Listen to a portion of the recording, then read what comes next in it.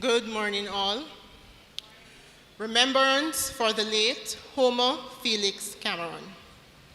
Thank you all for being here to remember and to celebrate the cherished memories of our dearly beloved Homer, son, brother, father, husband, uncle, cousin, mentor, educator, politician, and friends.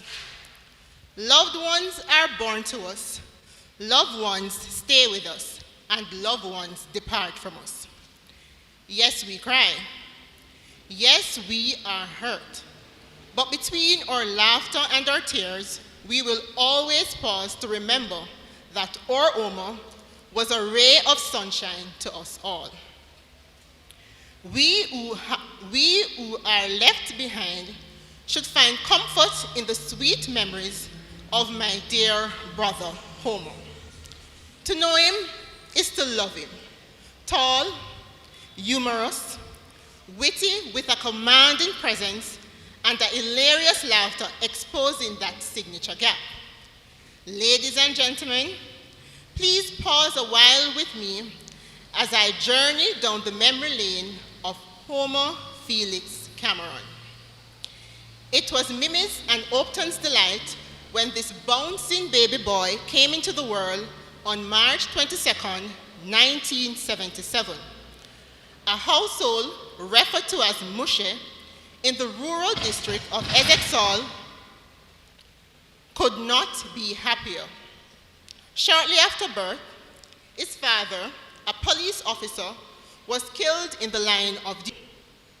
Dada was a farmer and had many cows, so Homer drank a lot of cow's milk during his early childhood.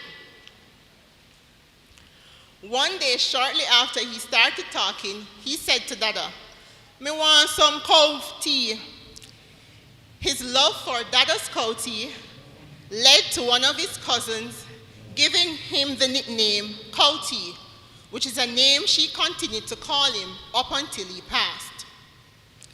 Dada grew everyone the same under strict laws and discipline, so growing up, Homer had no choice but to be a well-mannered child. Homer, on many occasions, shared with family and friends several spankings he got from Dada when he stepped out of line. The most talked about spanking was the one where Homer said he ran to the river to cool off, and when he jumped in the river, he heard his body make the sound shh, like a tire losing air. The tone was set here for Homer to materialize into the disciplinarian he was until his death. Growing up in a household where farming was the family's bread and butter, every member, except young children, was assigned various chores, whether it be to feed the pigs, tie out the goats, carry market produce to the bus stop to meet the market truck, or carry breakfast to the men working in the fields. One such chore which Homer disliked was preparing sorrel for sale in December, which made Christmas his least favorite time of the year. He would often share the story of how one Christmas he could not eat because his neck was swollen as a result of carrying several pounds of sorrel on his head to the bus stop to meet the market truck. Due to this experience, he even stopped drinking the sorrel drink. Grandma, now deceased, and Auntie B ensured that God was central in Homer's life as Sunday school and youth fellowship was a must. Auntie B remembered taking Homer to church at 3 years old, and he would always take his Westmoreland Bible with him. If he couldn't find his Bible, he would start to cry, Auntie Baba, my Bible." If he did not have that Bible with him, he would not leave the house until it was found. On special Sundays, he would warm the hearts of the congregation of the Rose Hill Church of God of Prophecy by reciting poems. No wonder he later became youth leader at Grandma's home church, the Ezexal Methodist Church. His foundation and training had indirectly begun. Years later, after completing his primary education at the Almanil Primary School, he became a Berlinite where he trekked to school daily. Here, he continued to blossom into an excellent leader, being class monitor, scout leader, prefect, and basically a rule enforcer. Omar had a special love for cars and would drive about every day as long as he had access to a car. He looked forward to weekend visits to the family home from our aunts in Kingston, Auntie Sharon and Auntie Erla, for riverside cookouts where he would get access to the cars to further explore their features. He also frequently visited Windsor's garage in Kingston, where he got first-hand experience of working on vehicles and practiced the skill of driving long before the legal age. No wonder he pursued his education in auto mechanics and automotive technology, initially at Oberlin High School and later at the Excelsior Community College. From that time up until his passing, Omar was always the first person any family member or friend would call if they had any car problems or were just in need of advice on the sale or purchase of a motor vehicle. Omar's path was set. His course charted as he returned to his alma mater to serve as teacher and later as Dean of Discipline, where he spent almost all of his working life. This is where he made an indelible mark on this noble institution with a motto, Hunc Monte Mihida, which translates, "Now therefore, give me this mountain."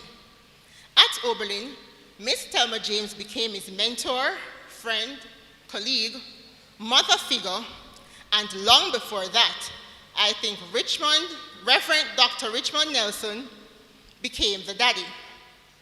One past student described him as fair, yet strict, and always having the best interests of his students at heart. Due to his physique, Homer was given several nicknames by his students, but the one that stood out for me during my tenure at Oberlin as a student was Helmet. Nicknames, however, had no impact on Homer because he was the master of giving nicknames, and once he gave you a nickname or knew that you had a nickname, rest assured that you'll be called that nickname every time he sees you. My high school nickname was Chicken, but after I left high school, he tweaked it and he called me Fowl and sometimes Chick. In our last telephone conversation, the night before he passed, Omar greeted me as Chick as soon as I answered the telephone, not knowing that would have been the last time I would hear him call me Chick. Even his favorite niece, Anita, suffered from his jeering at times. Anita was placed in greenhouse while in kindergarten, so she told her uncle that her favorite color was green, which we all know is not a color he's fond of. So because of that, Omar always told Anita that he was going to buy her an orange wig. Omar was courteous and compassionate with everyone. He had that winning smile and the sweetest personality that attracted people to him wherever he went. It was a struggle going anywhere with Omar, especially in West Rural St. Andrew, because he would stop and talk to everybody that he knows before we reached our destination. Omar took pleasure in greeting the ladies with his teddy bear hugs, so this made it very difficult for the ladies to keep their distance, even the older ones. When Beanie Man sang the song, The Girls Them Sugar, I wonder if he knew my bro, and was singing about him too, because Omar was the girls' them sugar until death. I noticed he had a special thing for brownings, as most of the ladies I was introduced to as the little sis were on the lighter side. No wonder he had a big bright smile on his face every time Buju's song was selected in his hearing.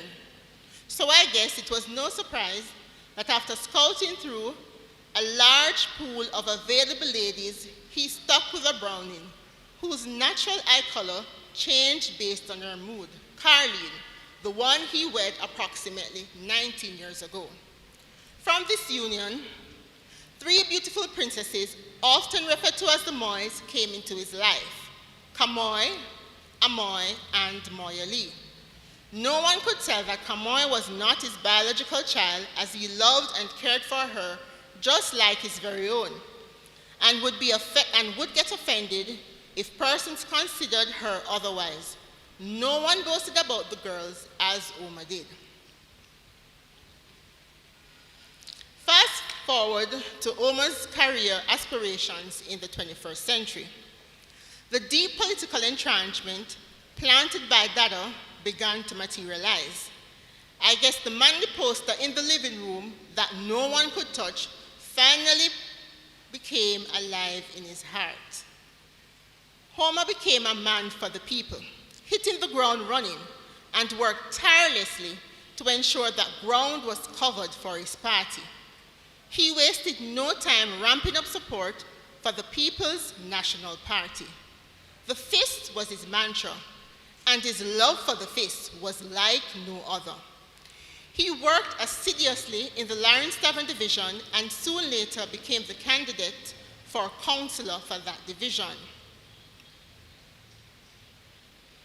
Homer believed in using education as a tool for the improvement of lives.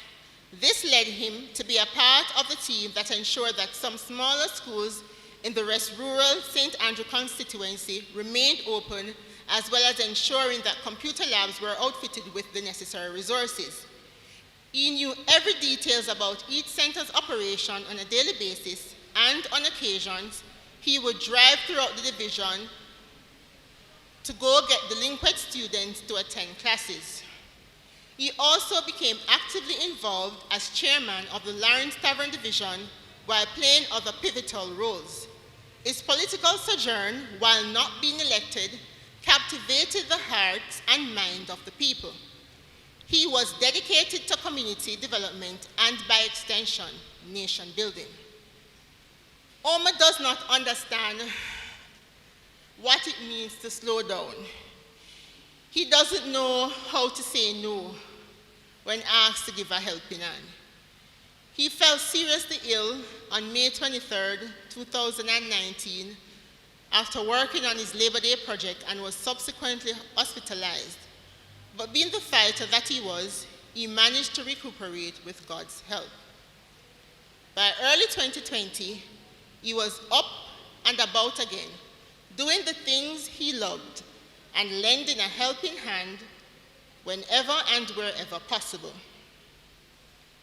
Omar would even get upset at me at times when I asked other persons to assist me with things that he would normally take charge of, because that's just him, Mr. Take Charge.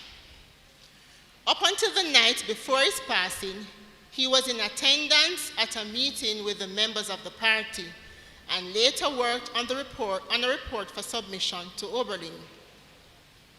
God saw it was fit that after an extension of life for a little over a year, it was time to call him home, and he did so on July 29, 2020.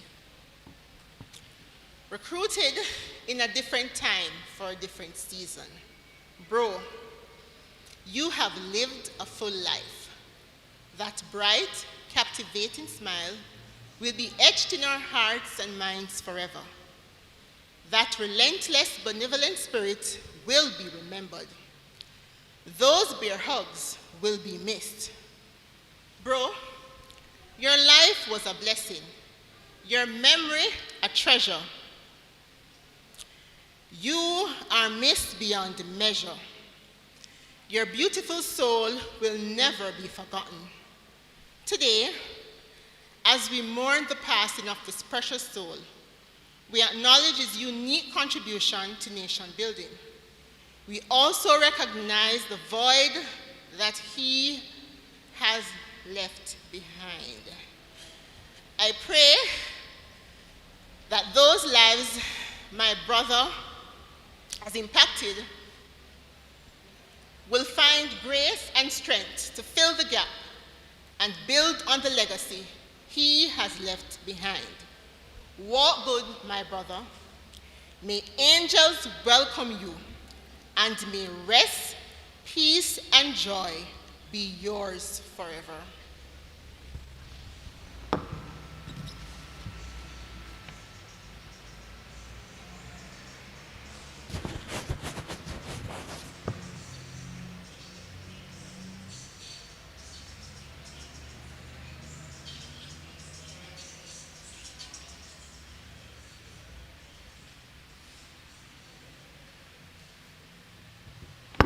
Mr. Andrew Dixon for the selection. Is he here?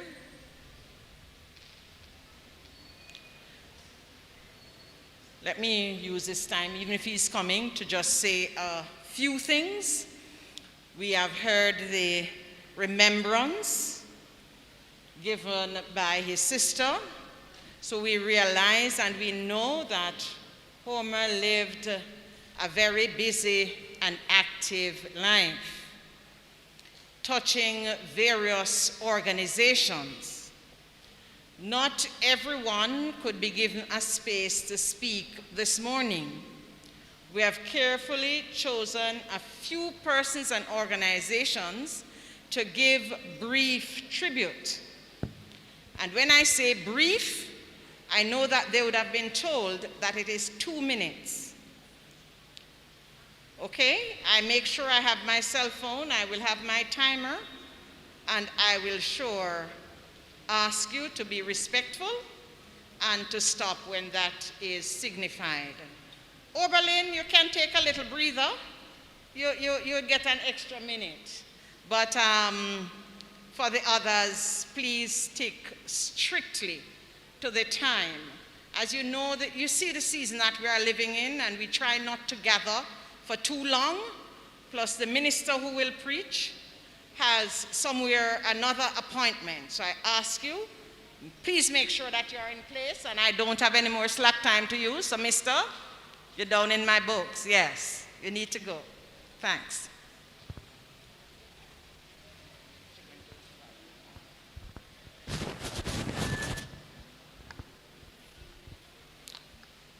Greetings, everyone. I'm just going to share this song with you, keeping our minds in focus of the real purpose of life, to please God, to serve Him, because death is appointed unto everyone, and after death, the judgment. Let us think wisely and make the right decision, so that at the end of our race, we would have accomplished all that needs to be accomplished, and we hear, well done, Mr. Music.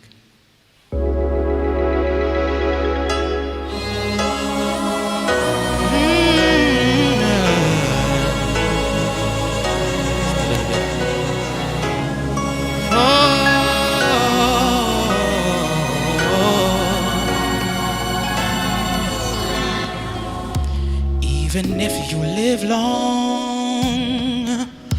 you're gonna die. And when you're gone, someone's gonna cry. You'll have no more time to make things right. Must do it now while you're alive.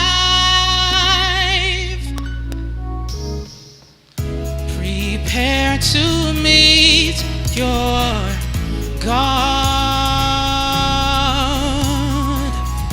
Prepare to meet your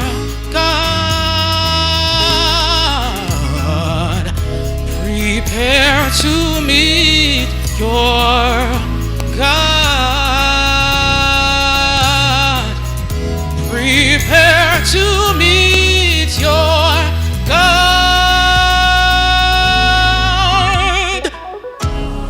It won't be long. We'll see the sign of Jesus Christ coming in the skies. We'll hear his voice. We'll see his face. Today, make the right choice. Come on, accept his grace. Prepare to meet your God. Prepare to meet your God. Prepare to meet your God. Prepare to meet your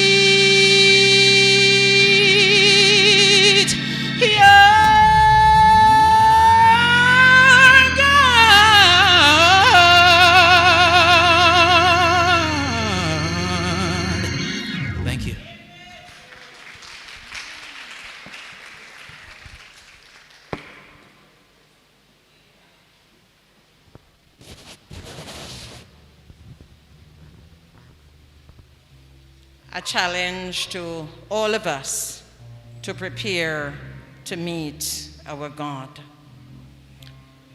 The tributes will be presented in the following order. Oberlin High School, and you have 2 to 4 minutes maximum. The Dean of Discipline, Association of Jamaica, 2 minutes.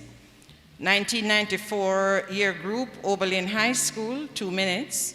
And then that will be followed by a tribute from the Ministry of Education, 2 minutes. And then finally, from the People's National Party, there will be 3 persons speaking, and I hope we can wrap that up between the 3 in maximum 5 minutes. I do ask for your cooperation in this matter. Please make sure that you're lined up and ready. As soon as one is finished, the other one is on. Oberlin High School at this time. Okay.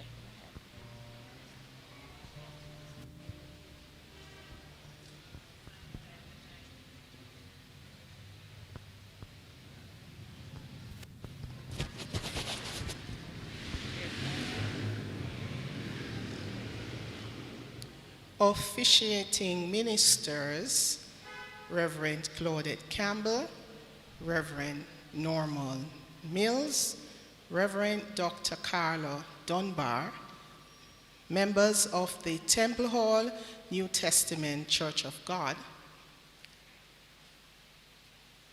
other specially invited guests,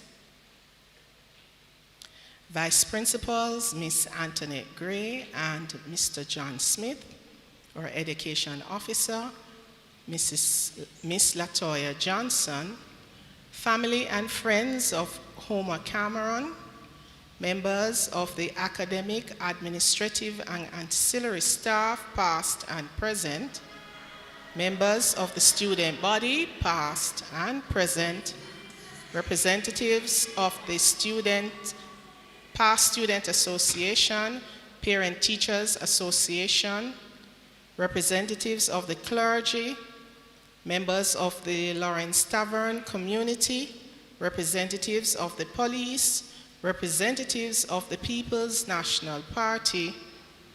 Ladies and gentlemen, good morning. On behalf of the Oberlin High School family, we wish to convey our sincere sympathies to the family of Mr. Homer Cameron during this time of grief. Mr. Cameron joined the staff of Oberlin High School on September 24, 1996, as a teacher of auto mechanics. He was permanently appointed as a member of the academic staff on September 2000. He was later appointed senior teacher on September 1, 2002, where he has since served in the capacity of Dean of Discipline. Since 1996, Mr. Cameron has played a vital role in the school life, not only in our school life, but in the Lawrence Tavern community, as well as our individual lives. Mr. Cameron was truly a nation builder. During his tenure, he served in various capacities. He was not only our Dean of Discipline, but he was also a father, a counselor, a lawyer, a disciplinarian, a barber, a tailor, and he was greatly feared by most students. He knew the campus inside out, and so no one could outsmart him. He was highly knowledgeable about every trick in the book, and the students knew it. Mr. Cameron was a disciplinarian, but he was also such a gentle soul. He was always willing to take students to the hospital, clinics, home, and anywhere else that they needed to go for help. He headed our disciplinary committee, and he was also a member of the prefect advisory body. He worked tirelessly with the guidance counselors to rescue students who were at risk. He would often say that the uniform really hides a lot. He was involved in community and worked so closely with the police and other stakeholders in his effort to help every single child. Mr. Cameron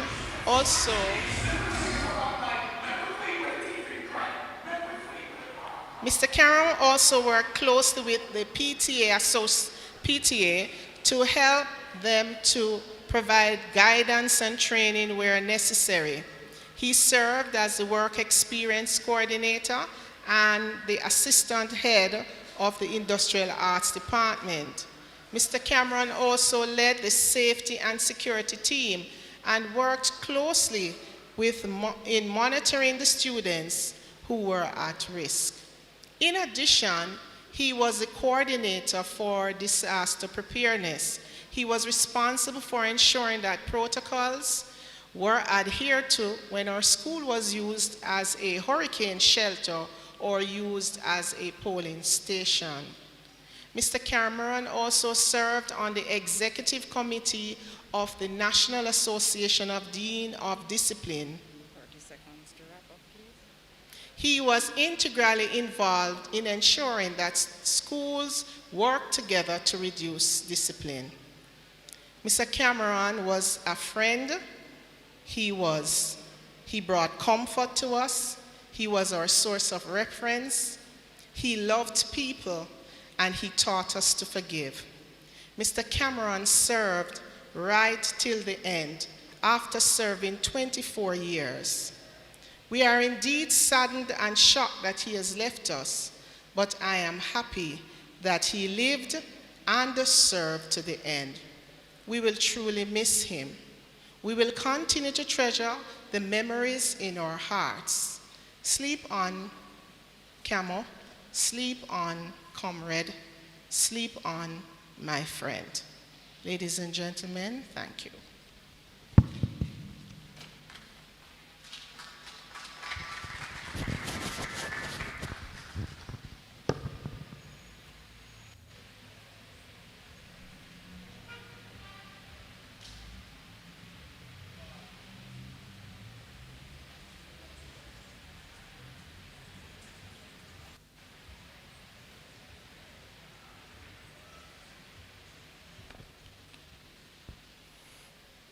Pleasant good morning, well-wishers, family members, friends, colleagues. I bring you greetings on behalf of the Deans of Discipline of Jamaica. I myself am a former dean. I'm no longer a Dean of Discipline, but however, I'm speaking on behalf of the Deans, the National Association of Deans of Discipline, led by current President Samuel Smalling. The Dean's post opened up, became an official part of the ministry's establishment in 2009. Homer, however, started serving as a Dean of Discipline at Oberlin in 2002. So the vast experience that Homer brought to the table was very valuable to those of us who just started, those of us who were fresh in 2009. And Homer did not hide. He had no qualms about sharing. So, I want to share with you the importance of Homer in establishing the association. Initially, regionally, we met on a regular basis. One of the very first places that we met would have been at Oberlin High School. The principal at the time, through Homer, was very enthusiastic about growing the association, about building the camaraderie among each other. And that spread not just in Region 1, but right throughout the 6 regions of this country. The association grew, and Homer's support grew not just in the region, but right across the board. We started to have our annual conferences, and Homer always looked forward to it. Homer always was an integral part, somewhat peripheral, of the planning. At the conference, we had over 100 deans island-wide, and every single dean remembers Homer Cameron. They remember Homer Cameron for the support he gave. They remember Homer Cameron for the life he brought outside of conference hours. During conference hours, Homer was always very supportive. After conference hours, Homer was continually supportive, particularly at the bar. I wasn't always there. But the stories told were non-stop. If things got too quiet, Homer would liven them up. He ensured that every part of this and continued to serve as a dean. He was very passionate about doing his job.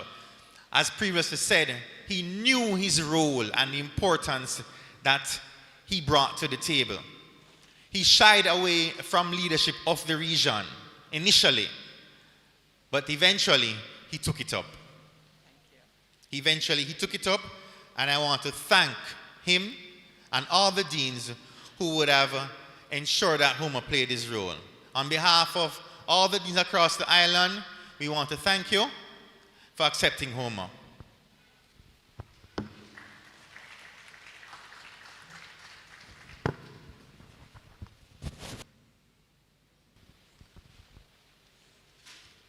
God gives life and he takes it away.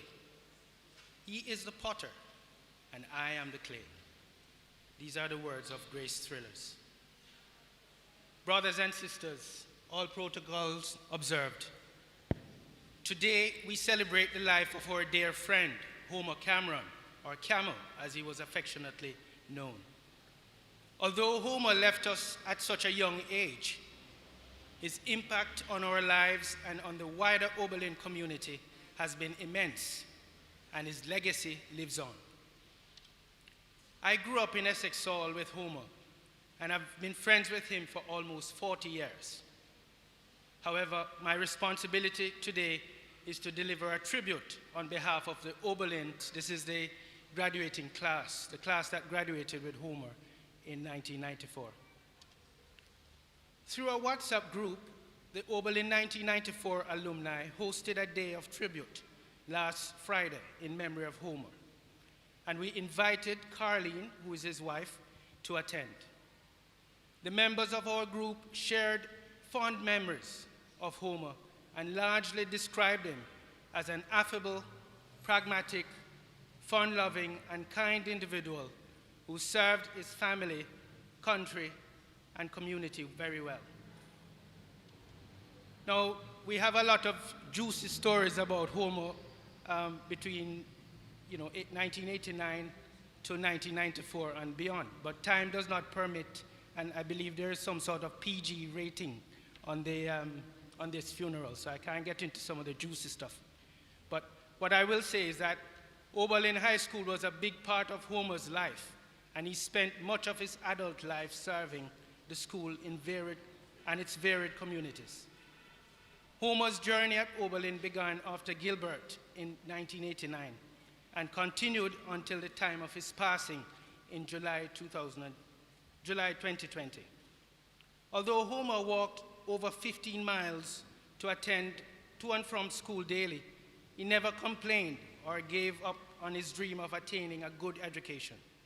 We recall him developing friendships with several households along the road to school, enabling him to stop at least 5 homes for refreshments before going home in the evenings.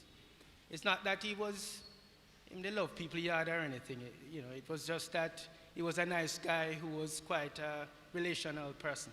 So anyway, I'm not quite sure if he had space to put his mother's food when he got home. So that one is still questionable. Anyway, from as early as grade 7, Homer began serving in leadership roles at Oberlin and continued this throughout his high school years. Okay. So the short of the Oberlin journey there is that Homer was a disciplinarian who really pragmatically enforced rules, but did it with good logic. He was so caring and loving, and everybody loved him throughout the thing. So I will move right to the conclusion in the interest of time. Today we celebrate Homer's life not as a fallen soldier, but as a captain who is seated beside his general, Christ Jesus. As Homer's colleagues and friends, our loss is great, yet not as great as those of his family members. Thus, we use this opportunity to extend condolences to Homer's family and encourage them to take comfort in the words of Matthew 5, verse 4, and I quote, "Blessed are they that mourn, for they shall be comforted," end of quote. We affirm our commitment to comfort and reassure you in the days ahead and look forward to reconnecting with our dear friend Homer in heaven. In the meantime, we say, rest in peace, Homer. Thank you.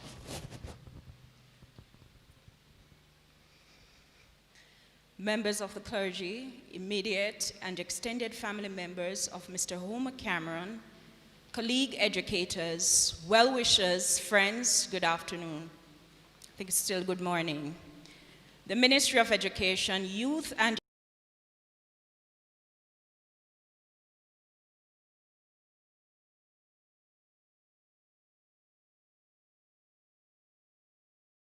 Homer Cameron during this difficult time. Mr. Cameron was a highly valuable and respected educator here in QEC 9, and the effects of his passing are already being felt here by his fellow colleagues in all 19 school communities across the quality education circle. Mr. Cameron was a wonderful and dedicated educator who understood and epitomized the meaning of the word team. His reach in the education system for the 24 years he served, the Oberlin High School was never restricted to that of his immediate school, but his impact was felt by every teacher and or principal in the neighboring schools that would call upon his expertise as a dean of discipline on many occasions. Mr. Cameron was always quite focused on the good in each of his students and was always confident in articulating to them the high expectations he had for them. His students reciprocated with great respect, and for the most part, they were careful in not disappointing Sir Cameron. He was an educator dedicated to the cause than for any personal benefits he could derive. His affable spirit made everything so much easier. I can remember the last time we spoke on the school campus on July 8th, right at the beginning of the phased reopening of school for grades 11 and 12 students.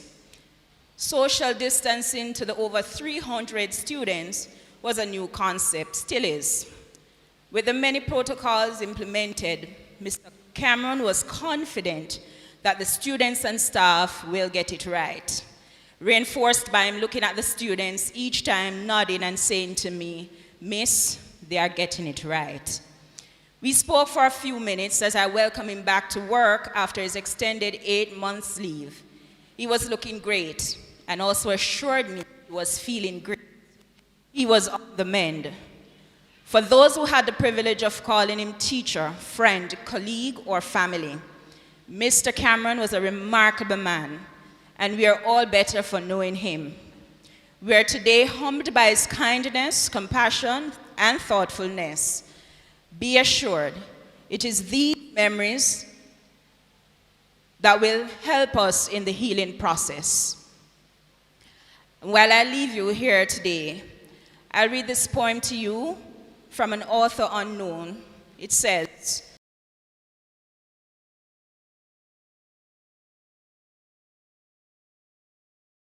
"Our cherished memories of good times in the past, the branches' tender promises that souls endure and last. It's a place of peace and beauty, where bright new hopes can start. In memories, lovely garden that soothes the hurting heart."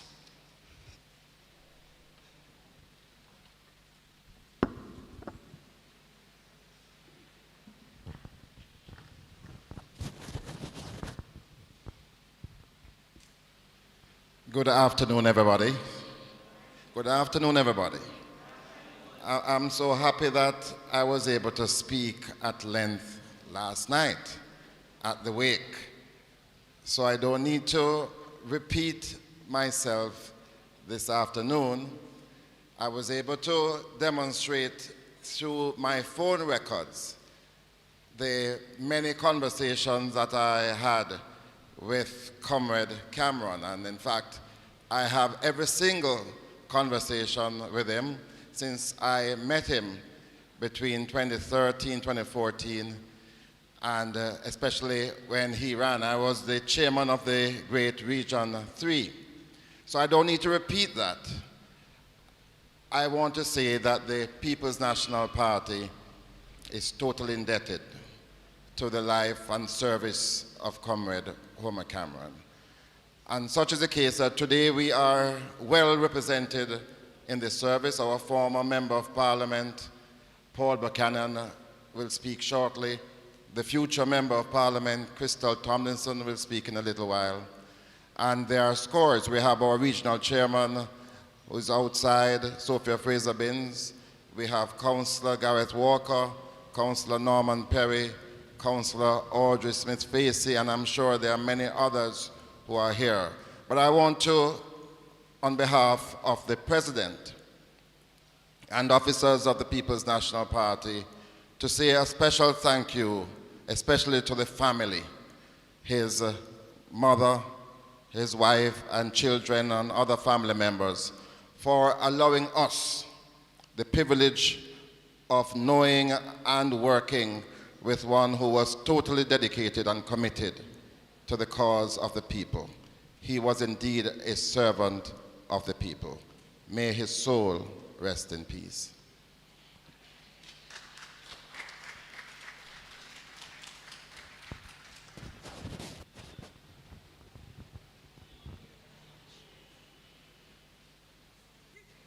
Good afternoon, members of the clergy, friends and family members of Comrade Cameron, and the comrade warriors and workers who are here today to send him home in power. It is a great time in our history where we can reflect on the work done by a man such as Comrade Cameron.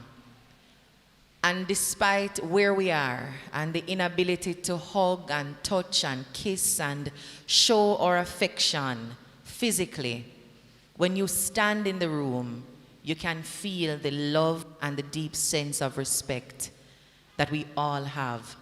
And I don't say had, have for Comrade Cameron. I met him only last year when I started working as the caretaker MP candidate for West Rural St. Andrew. Comrade Cameron was not able to walk with us, but he was always available to talk, to share, and to teach. He was never too tired, he was never too busy, he was never too frustrated to teach and to guide us. So we knew what to do and how to properly serve his friends and family members, particularly in the Lawrence Tavern division. So I am deeply grateful to be able to stand here today and to commit myself completely to honoring all his lessons and all the guidance and all that he has deposited in the team in Lawrence Tavern, who we will continue to work with to honor his legacy. There is no question about it. We have lost a powerful man. The community has lost a powerful human being. And we will mourn his loss, not only because we are sad that he is no longer here, but we will mourn that loss by working just as hard as he worked until his very last day. No matter how he felt, and we would never know how he felt the day before he passed away, he was with us, meeting, recommitting, promising to work with us to ensure that we would win when the elections were called. He did not live to see it called, but I know wherever his spirit rests right now, we are going to do him proud, and we're going to lift that legacy to show him that when him teach, we did a learn. So I thank you again, and I look forward to all the many memories that you will share with me and the lessons from him that you will share with me and our team, so we can continue to honor his powerful legacy. Thank you all very much.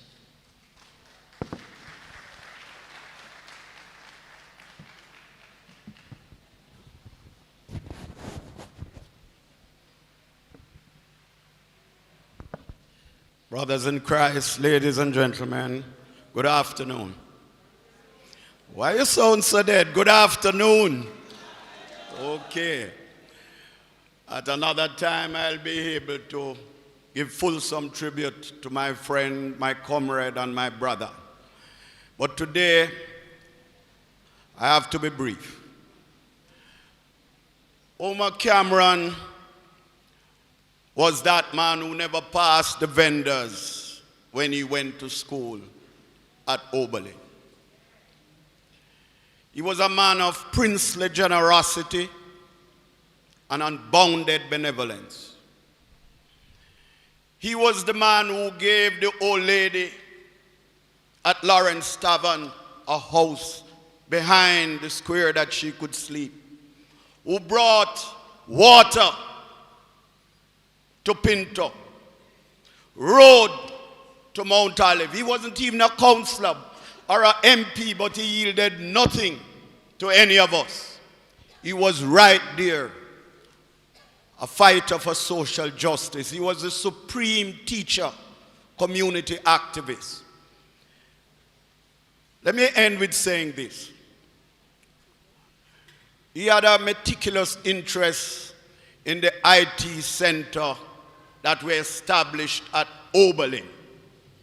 And I'm glad that Oberlin is here, I'm glad that the minister, the former minister, who allowed us to have 5 IT centers in West Rural St. Andrew, and the one at Oberlin is here. So we are going to petition the Board of Governors at Oberlin that IT center that he spent so many hours getting the boys from off the streets into the school, and to get those 30 computers for the school itself. I'm going to ask that the Board of Governors agree to name that center after Omar Felix Cameron. Give that a big round of applause so that they can hear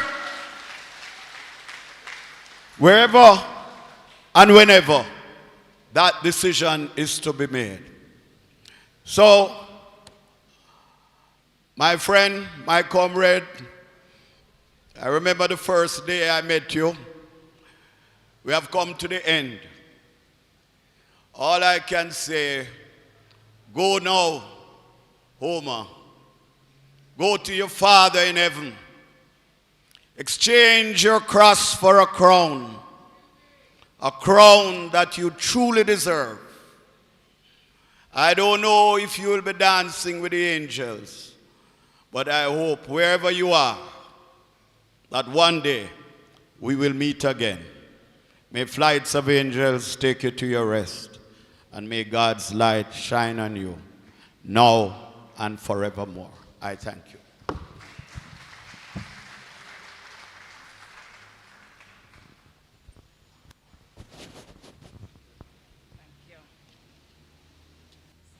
And so we give God glory, and we really thank God for Homer's life and thank his family who stood with him as he did all the things that are attributed to him. We continue. I now invite the DuPont Primary School to share their selection, and after that, prepare to give an offering towards the Orlando Henry Scholarship Fund. DuPont Primary?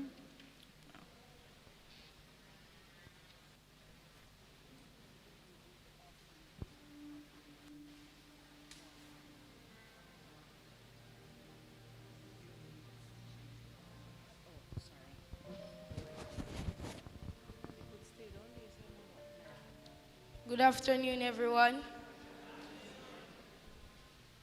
My name is Ezra Ashbourne, and I might not know Mr. Cameron that much, but I do know he's a great person because my teacher, Mrs. Cameron, is a great person.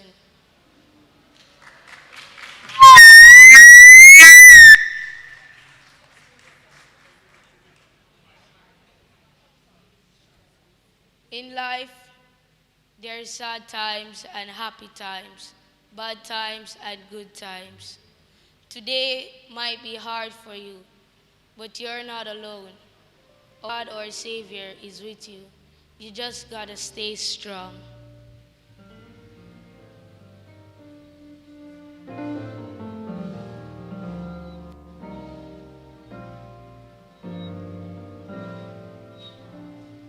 May your struggles keep you near the cross, and may your troubles show that you need God, and may your battles end the way they should, and may your bad days prove that God is good, and may your whole life prove that God is good. So may your struggles keep you near the cross, and may your troubles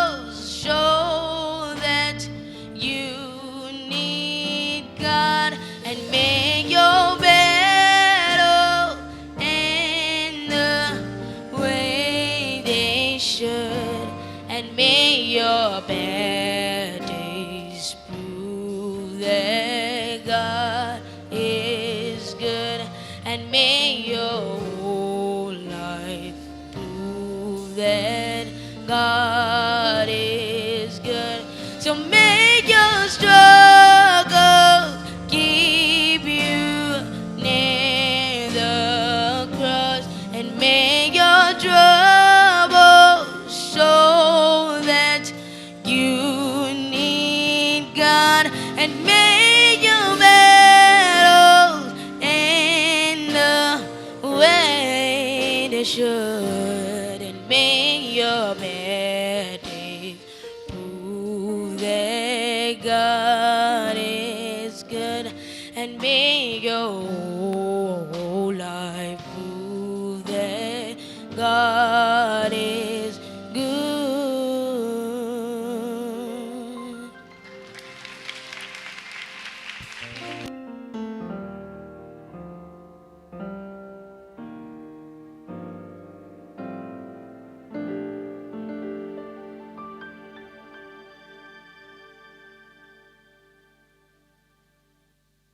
Words of encouragement given from such a small person, but such a big voice.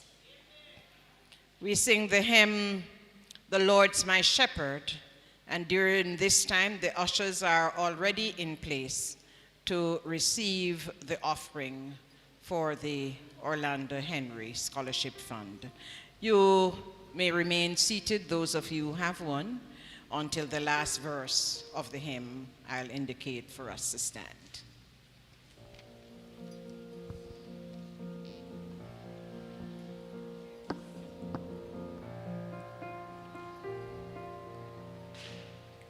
The Lord's my shepherd, I not want.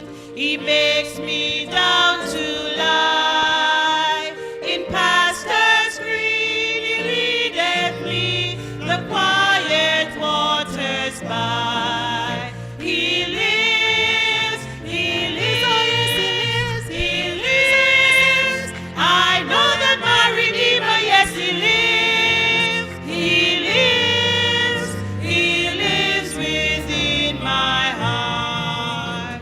My soul he doth restore again, and me to walk the faith within the path of righteousness, if for his own name's sake. He lives, he lives, he lives. I know that my Redeemer, yes, he lives, he lives, he lives within my heart. Yea, though I walk in death's dark vale, yet will I fear no ill. For thou art with me, and thy rod and staff me comfort still. He lives, he lives, he lives. I know that my Redeemer, yes, he lives, he lives, he lives within my heart.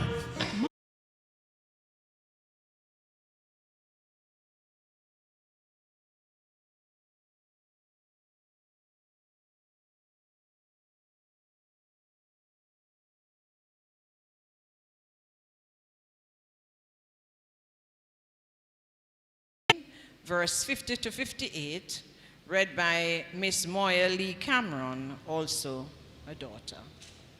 Please come.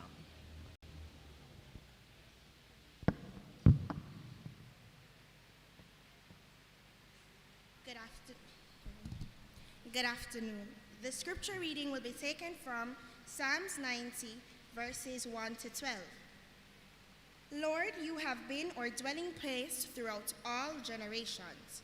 Before the mountains were born, or you brought forth the whole world, from everlasting to everlasting, you are God. You turn people back to dust, saying, return to dust, you mortals. 1,000 years in your sight are like a day that has just gone by, or like a watch in the night.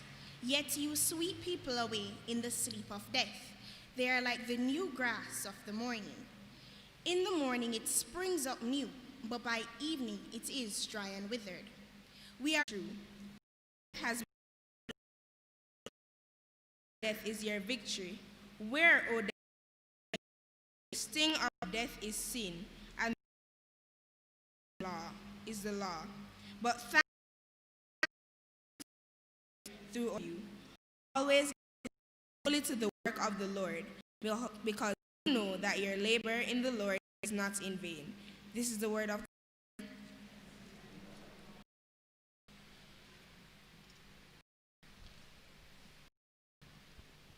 as we prepare for the ministry of the word, which will be brought by Reverend